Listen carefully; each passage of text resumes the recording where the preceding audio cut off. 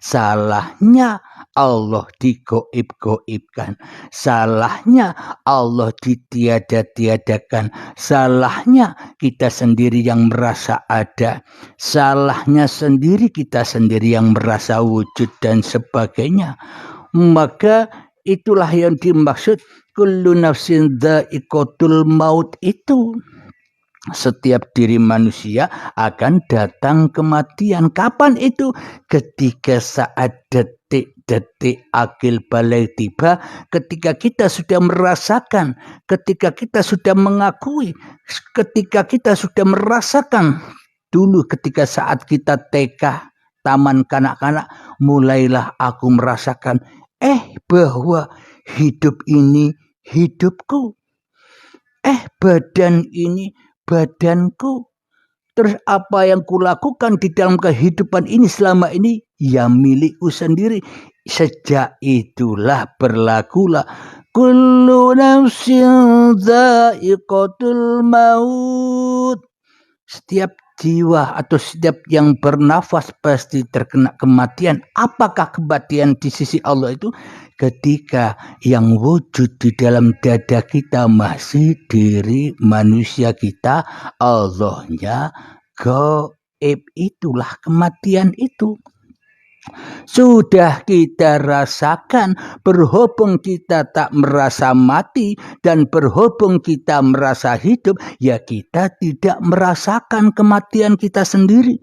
Ya kita tidak merasakan neraka yang sudah kita diami sejak bangku TK sampai setua ini. Ada di dalam neraka abadan abadah selama-lamanya hingga waktu yang ditentukan, yakni syakaratul maut tiba, hari akhir tiba, akhir zaman tiba, ketika sudah selesai pagelaran manusianya, setiap diri manusianya, maka baru sadar nanti. Kenapa sadarnya harus nanti? Sedangkan perintah Allah, mutu qabla antal maut, matikan dirimu sebelum datang kematianmu. Agar apa? Agar kita merasakan surganya Allah. Agar kita tidak merasakan rakanya saja, naroka saja. Agar kita tahu Allah sebelum datang kematian. Sehingga apa? Sehingga ketika datang kematian, inna lillahi wa inna ilaihi raji'un, kita sudah tahu jalan pulangnya. Alhamdulillahi rabbil alamin.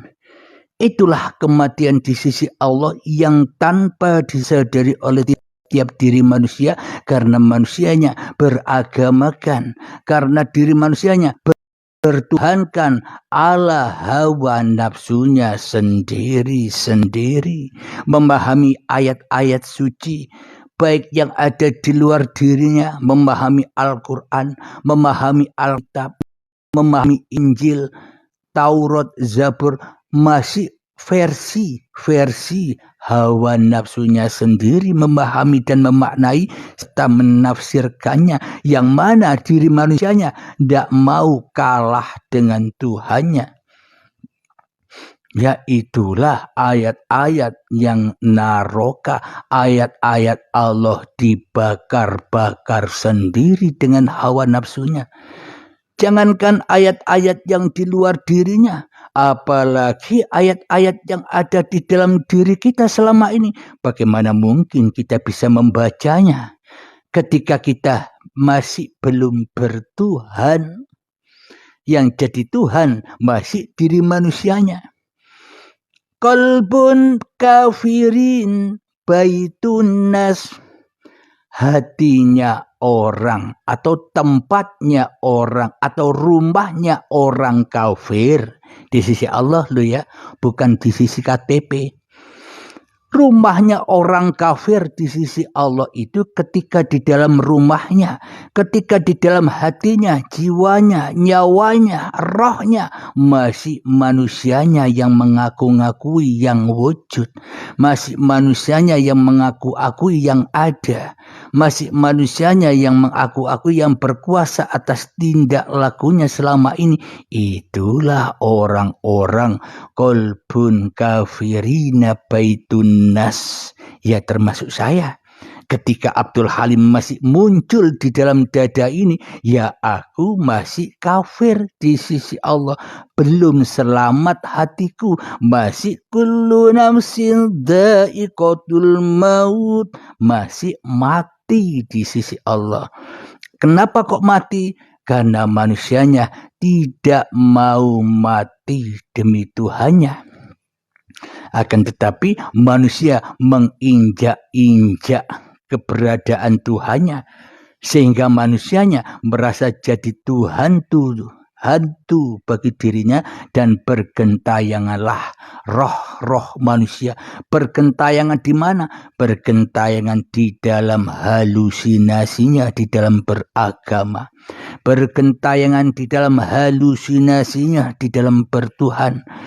Bergentayangan di dalam halusinasinya dalam mencari perkara-perkara dunia. Bergentayangan di uang-uangnya, bergentayangan di kekayaan-kekayaannya, bergentayangan di ilmu-ilmunya, bergentayangan di amal-amalnya, bergentayangan di solat-solatnya, bergentayangan di kebaikan-kebaikannya. Semuanya masih bergentayangan. Kenapa? Karena manusianya menjadi Tuhan dan mengaku-akui hanya dirinya saja yang ada. Inilah kematian yang harus diketahui oleh manusia, tapi manusianya tidak mau tahu atas kematiannya sekarang. Makanya ya tidak bisa hijrah-hijrah dari neraka.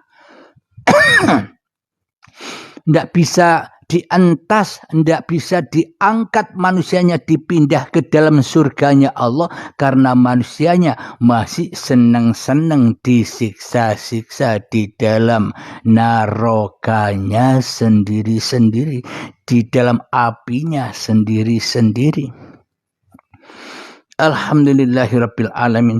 Itulah kematian yang wajib, yang harus ditakuti. Malah kematian itu selama ini kita hina dina.